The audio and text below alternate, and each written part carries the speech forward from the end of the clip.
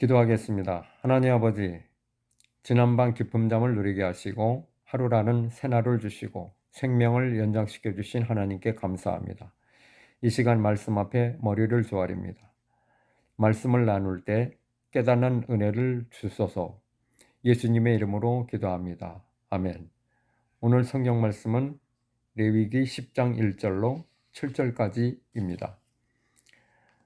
아론의 아들 나답과 아비후가 각기 향로를 가져다가 여호와께서 명령하시지 아니하신 다른 불을 담아 여호와 앞에 분향하였더니 불이 여호와 앞에서 나와 그들을 삼키매 그들이 여호와 앞에서 죽은지라. 모세가 아론에게 이르되 이는 여호와의 말씀이라. 이르시기를 나는 나를 가까이 하는 자 중에서 내 거룩함을 나타내겠고 온 백성 앞에서 내 영광을 나타내리라 하셨느니라. 아론이 잠잠하니 모세가 아론의 삼촌 우시엘의 아들 미사엘과 엘사반을 불러 그들에게 이르되 나와 너희 형제들을 성소 앞에서 진영 밖으로 메고 나가라 하며 그들이 나와 모세가 말한 대로 그들을 옷 입은 채 진영 밖으로 메어내니 모세가 아론과 그의 아들 엘르아살과 이다말에게 이르되 너희는 머리를 풀거나 옷을 찢지 말라. 그리하여 너희가 죽음을 면하고 여호와의 진노가 온 회중에게 미침을 면하게 하라. 오직 너희 형제 이스라엘 온 족속은 여호와께서 치신 불로 말미암아 슬퍼할 것이니라. 여호와의 관유가 너희에게 있은즉 너희는 회막 문에 나가지 말라. 그리하면 죽음을 면하리라. 그들이 모세의 말대로 하니라. 아멘. 하나님의 방법대로 예배하라는 제목으로 은혜를 나누고자 합니다. 하나님이 세우신 제사 제도는 언제부터 시작되었을까요? 아담이 타락하기 전에는 제사가 없었습니다. 에덴 동산에서 매일 하나님과 만나고 교제하며 살았습니다.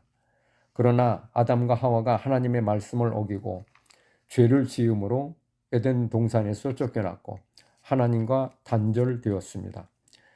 죄가 하나님과 인간 사이를 갈라놓은 것입니다. 죄로 인해 인간은 하나님과 원수가 되고 하나님의 저주를 받고 하나님과의 관계가 끊어졌습니다. 그러나 하나님께서 죄인들이 하나님께 나갈 수 있는 길을 열어주셨는데 그것이 바로 제사입니다. 하나님은 거룩하신 분이기에 죄인이 하나님 앞에 나가면 죽습니다. 먼저 죄 문제를 해결할 수 있도록 제사를 주신 것입니다.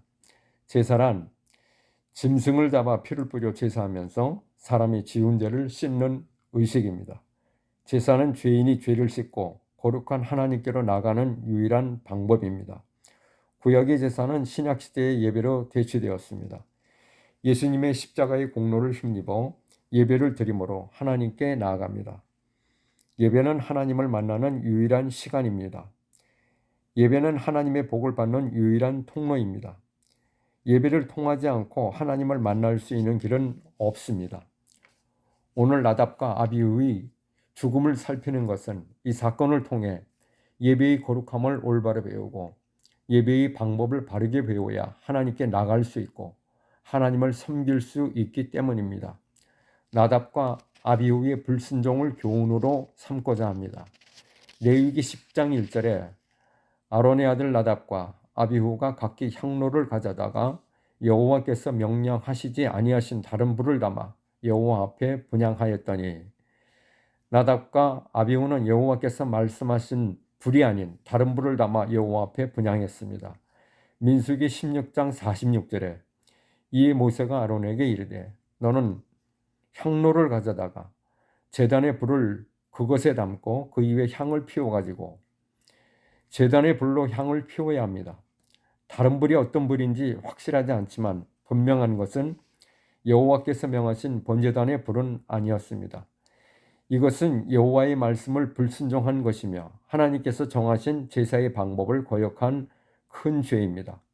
이것은 예수님 이름 외에 다른 이름으로 기도하고 예수님 이름 외에 다른 이름으로 구원을 받을 수 있다고 하는 것과 같은 일입니다. 하나님을 섬기는 방법은 율법과 제사법대로 해야 합니다. 신약시대는 하나님께 예배할 때는 영과 진리로 예배하라 하셨습니다. 어느 시대, 어느 때 누구나 하나님께 예배할 때는 하나님의 말씀대로 해야 합니다. 기도하는 것도 봉사하는 것도, 교제하는 것도, 세상에서의 삶도 말씀대로 해야 합니다. 레위기 10장 2절에 불이 여호와 앞에서 나와 그들을 삼키매 그들이 여호와 앞에서 죽은지라. 나답과 아비후가 다른 불로 분향하다가 여호와께 벌받아 죽었습니다. 이 사건을 통해서 우리에게 주는 중요한 교훈이 있습니다. 하나님을 섬기는 일은 사람이 마음대로 해서는 안 된다는 것입니다. 하나님의 말씀대로, 하나님이 명령하신 대로 해야 한다는 것입니다. 하나님을 섬기고 하나님께 예배드리고 신앙생활을 하는 모든 것은 거룩해야 합니다. 우리에게 성경을 주신 이유입니다. 하나님을 믿는다고 하면서 하나님이 원하시는 것이 무엇인지도 모르고 적당히 대충 하나님을 예배하고 섬기는 우리들의 자세를 돌아보게 됩니다. 내 소견에 오른 대로, 내 생각과 내 주관대로 하나님을 예배합니다.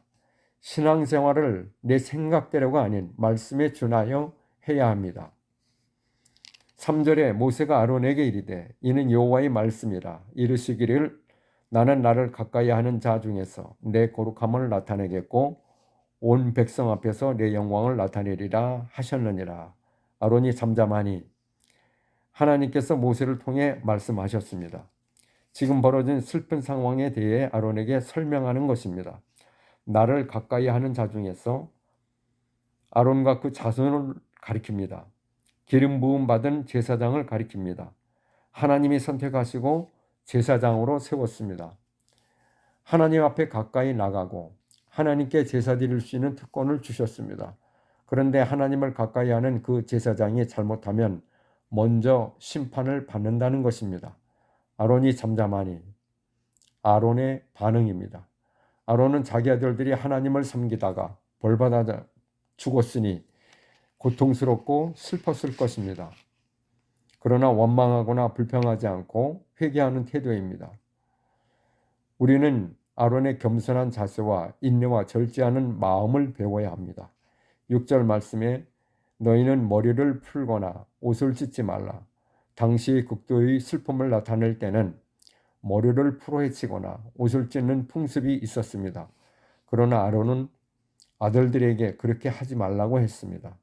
나답과 아비후의 죽음은 하나님의 징계로 죽임을 당한 만큼 근신하고 슬픔을 자제하라는 것입니다. 만약 이들이 그런 애통을 표시했다면 이는 하나님이 심판에 불만을 나타내는 반항적인 태도가 되기 때문입니다. 또한 회중들에게도 하나님의 진노가 임할 수 있게 애곡을 금지했습니다. 말씀대로 제사하라는 음성을 듣습니다. 하나님의 임재를 갈망하는 예배자가 됩시다. 하나님의 말씀대로 하나님의 방법대로 예배 드립시다. 예배에 목숨을 거는 예배자가 되기를 원합니다. 기도하겠습니다. 제사보다 순종이 낫고 수양의 기름보다 듣는 저희가 되기를 원합니다. 택하신 족속, 왕같은 제사장들, 거룩한 나라, 하나님의 소유가 된 저희가 하나님이 원하시고 기뻐하시는 예배를 드리게 하옵소서. 우리의 방식이 아닌 하나님의 말씀대로 하나님께 드릴 만한 예배가 흠양되기를 소원합니다. 예수 그리스도의 이름으로 기도합니다. 아멘. 하늘에 계신 우리 아버지시여, 이름이 거룩히 여김을 받으시오며 나라가 임하시오며 뜻이 하늘에서 이루어진 것 같이 땅에서도 이루어지이다. 오늘 우리에게 일용할 양식을 주시옵고 우리가 우리에게 죄 지은 자를 사하여 준 것 같이 우리 죄를 사하여 주시옵고 우리를 시험에 들게 하지 마옵시고 다만 악에서 구하시옵소서. 나라와 권세와 영광이 아버지께 영원히 있사옵나이다. 아멘.